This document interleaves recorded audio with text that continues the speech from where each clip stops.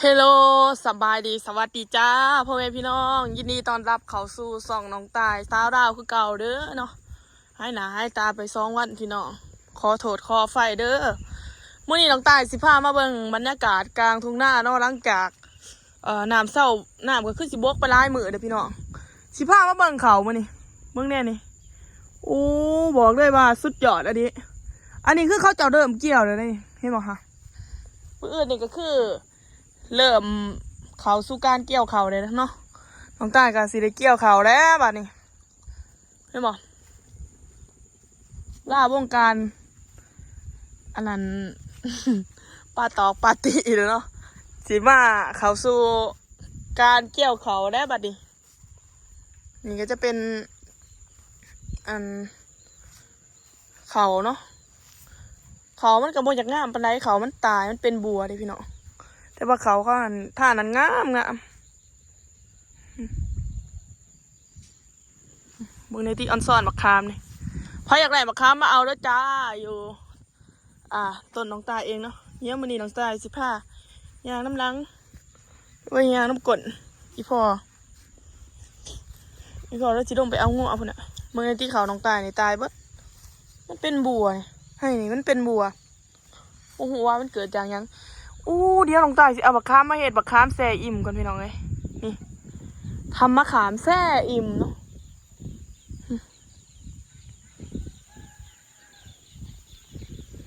ช่วงนี้ก็บ่ได้ไปไสอยู่แต่เถียงนอนร้ายกับปวดหัวเป็ดไก่กับรับเนาะนะหมูก็ไม่ได้หมูว่าเด่นนับเนาะขาแต่เป็ดตะไก่หมูกินพี่พวกเราไปจูงเอางัวเดี๋ยวเขาเอาเขาออกเวทสิไปเอางัวเนาะเพราะว่าเอางัวไอ้เขาเดี่ยง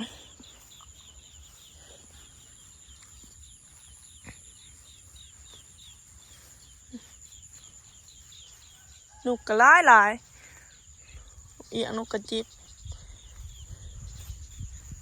เนี่ยอีพอเราไปจูงเอางัวเขาก็ให้ซุกให้บ่ซุกกันแหละพอดีเกี่ยวซ้ำเดี๋ยวบ่อื่นน้องตายสิเดิมเกี่ยวเขาได้นี่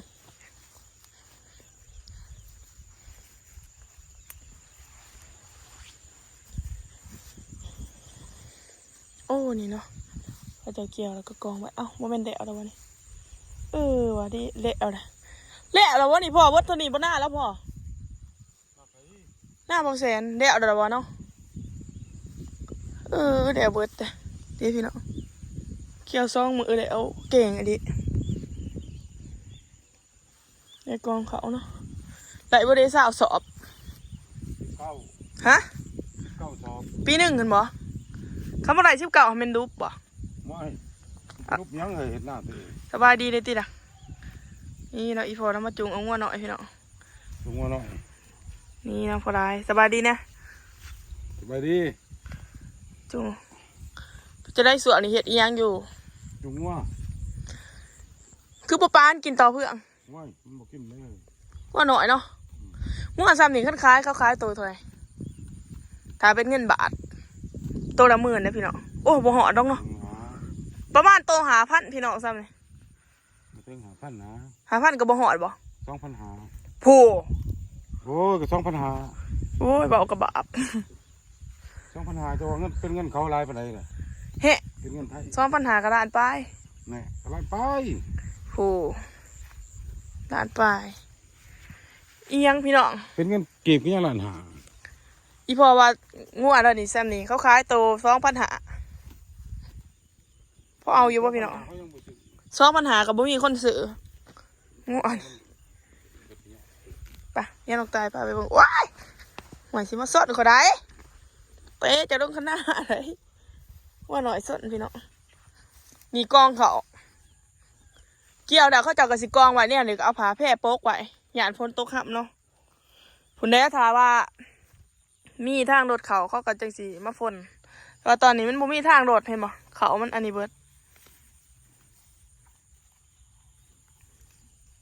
นี่เทียงหน่อยน้ำนี่เทียงหน้าหน่อยกองกับกองเขาหน่อยเทียงกับเทียงหน้าหน่อย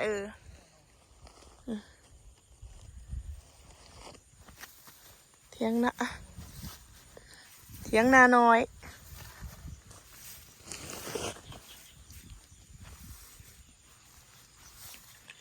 โอ้เห็ดอีหยังนี่เห็ดเอาอันนี้นะจะเป็นบอลบ้างเครื่องว่างของเนาะเที่ยงก็เป็นตะหักขนาดอกปอกอยู่กองเขา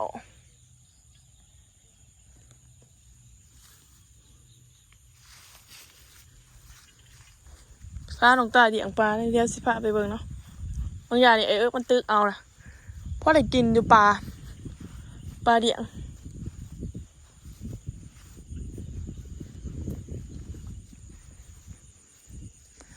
อื่นอีเมลสิพาเกี่ยวเขาไฮไลท์ดี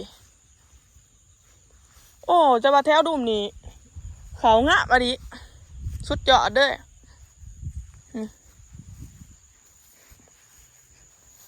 งามอยู่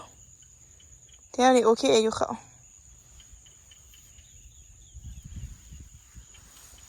โอ้สุกกว่าเด็พี่น้องเอ้ย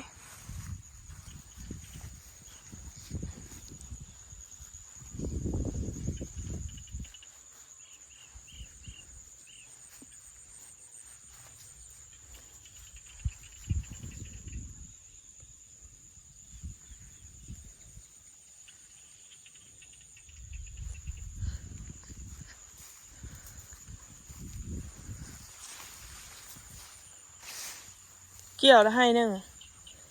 เกี่ยวให้มันสุกก่อนหมูด้วยให้นี่เกี่ยวแล้วก็เอาขึ้นไปเหยียบใส่จัก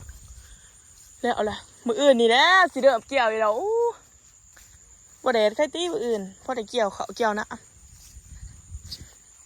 แต่ว่าน้องตายตัดเขาก็เป็นนะพี่เนาะเดี๋ยวสิมาโซ่ซีมือตัดเขาให้เบิ่งนี่จะเป็นเขาที่เกี่ยวขึ้นไปแล้วก็มัดเอาขึ้นไปเนาะทงหน้าอยู่แต่ไห้ตะนะบ่ได้เขาหวานเขาเมืองเป็นคนป่า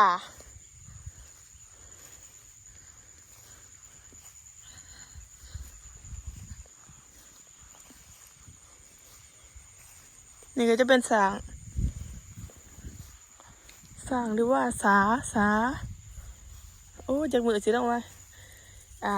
มาเห็ดอันนี้อยู่พี่ก่อนมาแคมปิ้งก่อน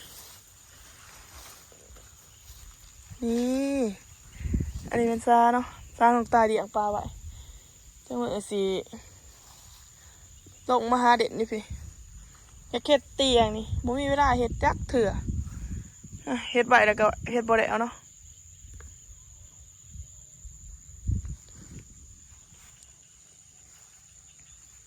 บรรยากาศย่ามมื้อแรกนี่สุดยอดเลยอย่างนี้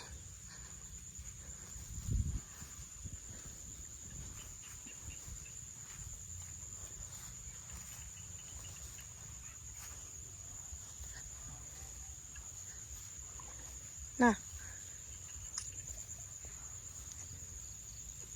โอ้โหปลา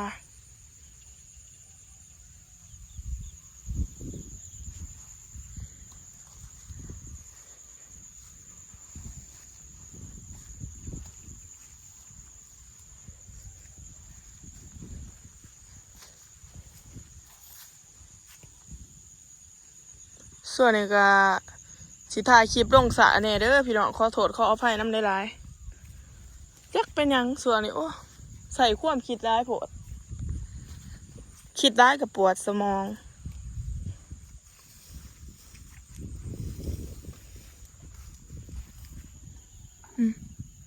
เนี่ยเนาะบรรยากาศเนี่ยมาแดงจ้ะแต่ว่าน้องสายก็สิพยายามลงคลิปให้พี่น้องเบิ่งหลายๆแหละบ่ว่าจะลงให้พี่น้องเบิ่งหรอกแต่วันนี้มันคืออาชีพหลักเนาะถ้าบ่ลงคลิปกับบ่ได้เงินแหละเพราะว่านี่คืออาชีพหลักเด้เฮ็ด YouTube นี่พอได้ใส่ได้จ่ายเนาะถ้าบ่ถ่ายคลิปบ่มีเงินกินข้าวได้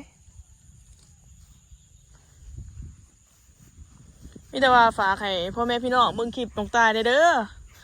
แล้วก็กดกระดิ่งเพื่อบ่เป็นการฝาดคลิปใหม่ๆเนาะนี่แหละ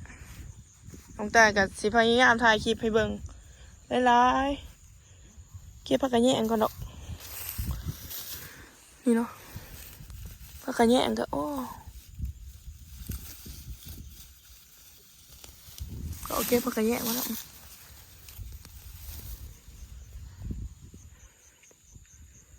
หอมผักกระเนียง